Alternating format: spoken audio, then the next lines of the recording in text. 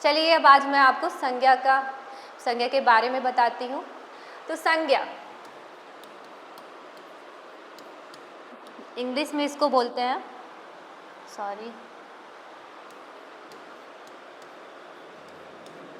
Noun.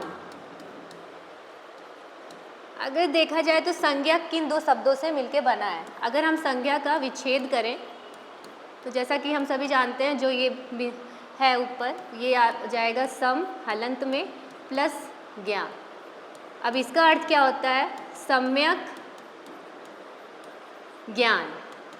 मतलब अगर संज्ञा का शाब्दिक अर्थ देखें तो इसका मतलब होता है ठीक पहचान। अब वैसे हम लोग अगर डेफिनेशन बचपन से जानते हैं तो noun is a person, name, place और थिंग, लेकिन a noun has also feeling. मतलब संज्ञा वो है जो व्यक्ति, वस्तु, स्थान तथा भावों को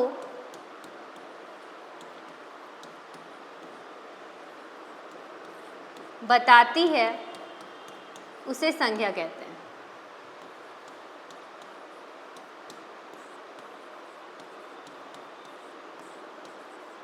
मतलब कुछ भी, आप जो अपने आसपास जो भी चीज़ देख रहे हैं, बेड, कलम, कुर्सी, आपका नाम, शहर, प्रयागराज, दिल्ली, लखनऊ, और आपका जो अंदर का भाव है, प्रेम, घृणा, जो है बुराई, लड़ाई, ये सब आपकी संज्ञा के अंतर्गत आती है।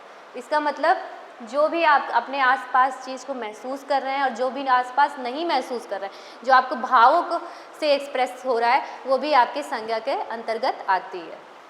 अब चलते हैं संज्ञा के आगे वाले टॉपिक में। मूलतः अगर संज्ञा की बात करें तो ये मूलतः दो प्रकार की होती है। कौन कौन सी प्रकार को होती है ये? पहला ये होती है यथार्थवाचक,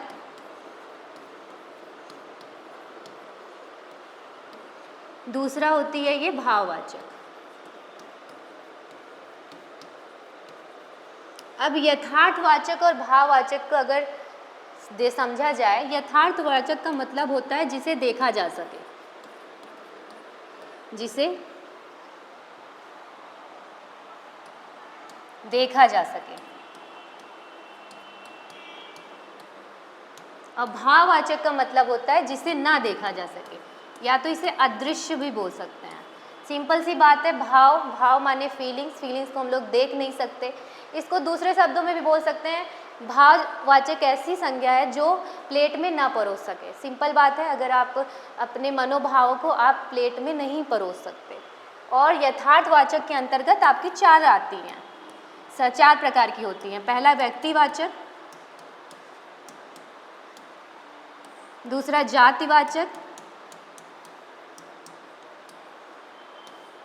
तीसरा आपका होता है पदार्थवाचक, जिसे हम द्रव्यवाचक भी बोलते हैं,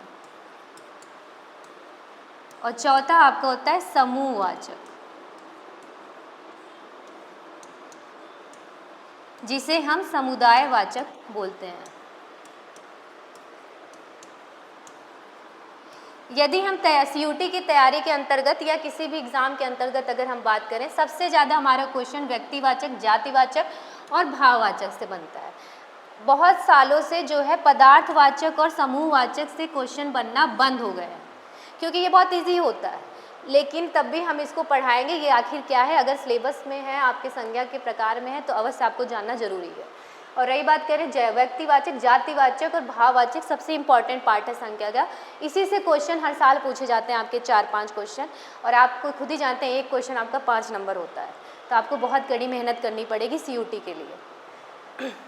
तो ये चीज़ जान लीजिए, मूलतः आपकी संज्ञा दो प्रकार की होती है, यथार्थवाचक, भाववाचक। अब रही बात, अगर हम बात करें प्राचीन हिंदी के हिसाब से, प्राचीन हिंदी के अनुसार अगर देखा जाए,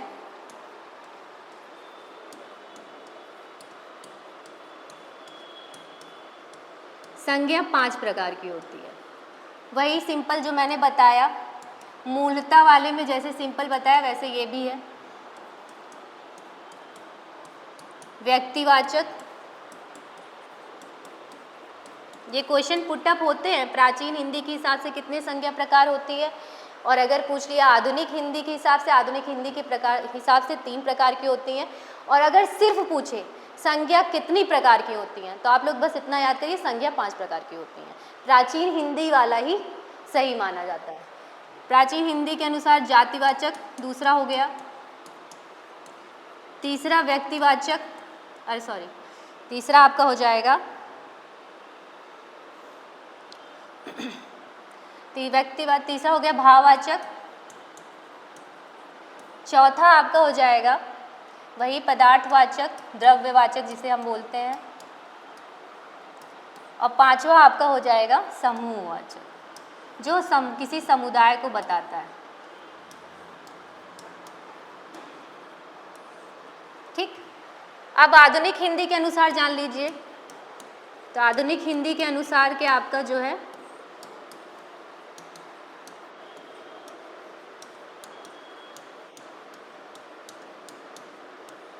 तीन प्रकार की होती है आपकी संज्ञा। सिंपल यही होती है, इसमें भी व्यक्तिवाचक 3 मूलता ली जाती है जिससे आपके क्वेश्चन बन रहे हैं आधुनिक हिसाब से। जातिवाचक, तीसरा हो जाएगा भाववाचक। अब जातिवाचक के अंतर्गत यही पदार्थवाचक और समूहवाचक को रख दिया गया है। उम्मीद करती हूँ कि अभी तक आपको किसी प्रकार की कोई दिक्कत नहीं आई होगी। अब व्यक्तिवाचक पे चलते हैं। पहले इसके बारे में थोड़ा थोड़ा एक एक करके अच्छे से जानते हैं ये है क्या। पहला जान लाते हैं व्यक्तिवाचक।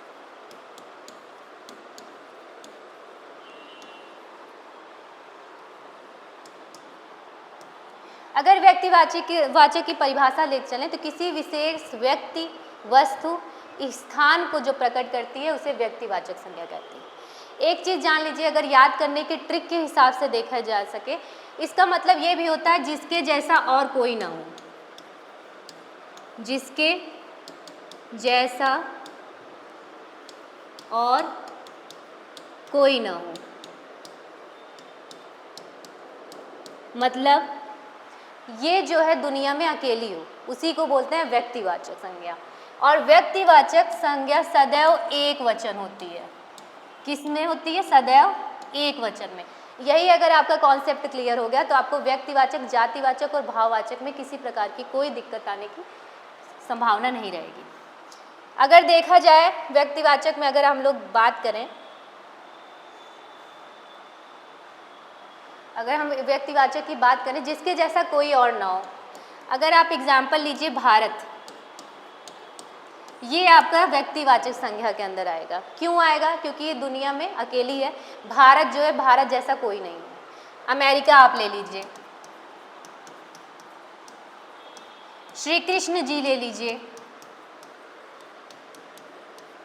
और क्या है, कुछ भी ले लीजिए, ताजमहल ले लीजिए। जो विशेष व्यक्ति, वस्तु, चीज़ों को दर्शाती हो और उसके जैसा कोई और ना हो, वही आपका आता है व्यक्तिवाचक संज्ञा का। और एक चीज़ हमेशा याद कर लीजिए, ये जो है हमेशा सदैव एक वचन में होती है।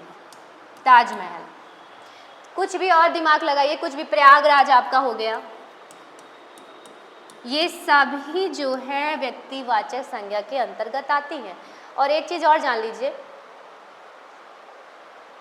जैसे जातिवाचक, ये यहाँ मैं लिख देती हूँ जातिवाचक,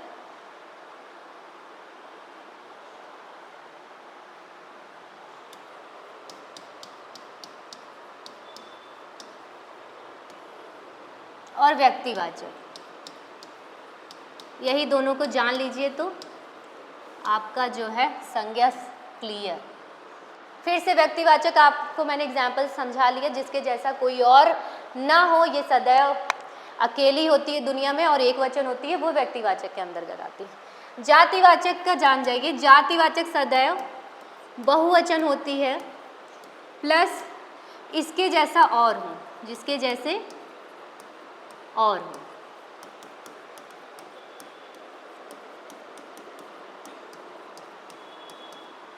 अब जिसके जैसा और हो, और अगर इसकी परिभाषा जातिवाचक की बात करें तो जातिवाचक की परिभाषा होती है किसी विशेष जाति उपजाति को जो सूचित करता है, वो जातिवाचक संज्ञा के अंतर्गत आता है।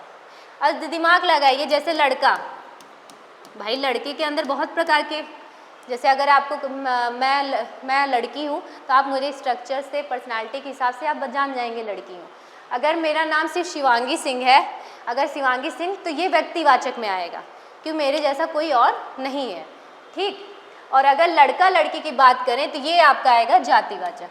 और एग्जाम्पल ले लीजिए, नदी ले लीजिए, नदियों के अंदर बहुत ढेर सारी नदी होती है। ग्रंथ ले लीजिए और ले लीजिए, और ये हमेशा बहुवचन में होती हैं, ये चीज़ जान लीजिए। अगर हरिश्चंद्रो लिख गया, ये आपके वर्ड के हिसाब से हरिश्चंद्रो, बहुत हरिश्चंद्रो, तो ये सब आपके जातिवाचक में आएंगे। और क्या आपका लड़का हो गया, नदी हो गया, ग्रंथ, हरिश्चंद्र, और भी जो आप लोग सोच पाए। आम आ गया, भाई आम कई प्रकार की जाति में होती है, आम हो गया। और तो इस प्रकार से आदि जितना भी होता है आपके जातिवाचक में आएगा। और व्यक्तिवाचक में हम वही बता लिए, किसी भी जो दुनिया में अकेली हो, जैसे महात्मा गांधी, नेताजी। नेताजी कौन थे? सुभाष चंद्र बोस, ये भी दुनिया में अकेले थे। एफिल टावर आपका हो गया, ये सब आपका व्यक्तिवाचक संज्ञा के अंदर आता है, ठीक। अब एक चीज़ और जानिए, जैसे ग्रंथ का नाम दिया हो, ग्रंथ अगर बोला गया हो तो ये जातिवाचक में आएगा। किस में आएगा? जातिवाचक में।